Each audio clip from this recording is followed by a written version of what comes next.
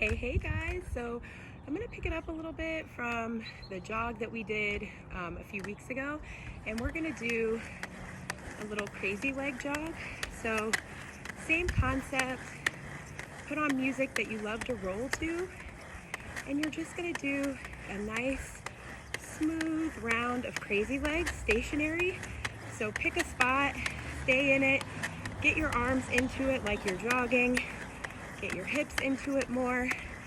Really feel that motion when you're doing that crazy leg, kind of just bringing those toes in, and when you angle, bring that hip in too and get a little jog in. So again, put on your favorite song and do a crazy leg jog. So you'll see that once you get into the flow, it's really easy to just maintain that same position, stationary, and it's super fun, guys. Great way to get your heart rate up, keep your arms moving, grab some wrist weights.